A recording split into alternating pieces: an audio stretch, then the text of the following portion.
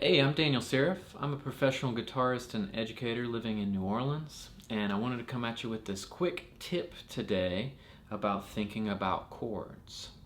And so this is a way of thinking about chords that will get you out of kind of the confusion of when you're learning new chords. You don't always know what finger to put down first. There's not a lot of lessons about this or the process.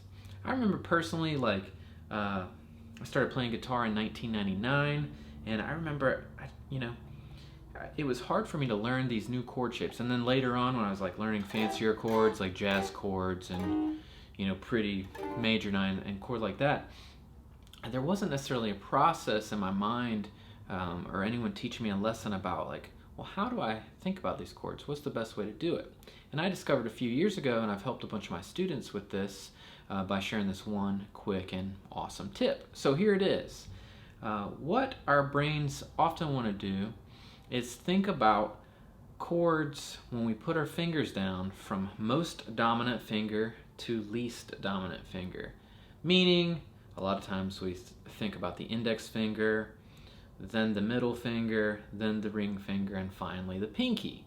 Well, the problem with that is that oftentimes, say if we took a C major chord in open position, for example, oftentimes what happens is that if we were putting down a C major and we were thinking about most dominant finger to least dominant finger, we would put our pointer down on the first fret of the B, right?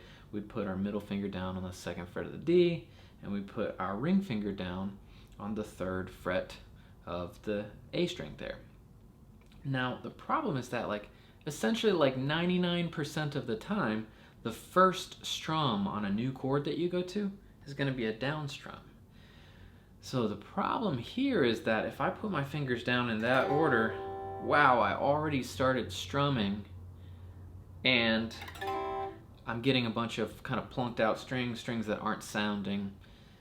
And so what I discovered was instead of thinking about most dominant finger to least dominant, always think about from the thickest string to the thinnest string.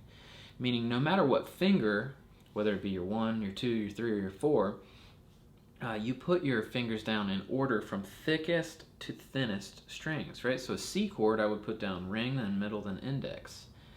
Now at a point, you won't need to think about them individually, they'll just go down. For me nowadays, I've been playing those chords for 20 years. And so my fingers just go down. But I remember, and even with new chords, when I think about this, I have a process in my brain, and it helps my brain to be oh, I know how to think about that. Oh, I know how to think about that. And so it's just I'm able to put my fingers down more quickly. Now, if I put my fingers down in that order from thickest string to thinnest string, I go ring, then middle, then index. Wow, I started strumming, and the neat thing about it, I didn't even have my fingers all the way down. I had already started strumming, but it sounds fine because they get there in time. A great little trick. So again, always think thickest to thinnest, no matter what chords you're playing, right? So if we look at a G, what a lot of people would do is they put their pointer finger down, then their middle, then their ring, then their pinky. Whatever variation of G, doesn't matter.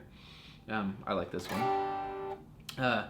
But basically, instead, what you want to do is put your fingers down from thickest to thinnest. So I put my middle, then my pointer, then I have 2 opens, right? Then ring and pinky. So again, I can start strumming in my right hand because I know that 99% of the time, my first strum on a new chord is going to be a down strum, right? So if I put my fingers down in that order, everything just works way smoother. And again, not just for open chords, in our open position down here, but also any kind of minor 7, major 7, dominant 7. I just think about those, everything from thickest to thinnest, thickest to thinnest. Okay, awesome. I hope that helped. Again, my name's Daniel Serif, and thanks for checking this out. See you later.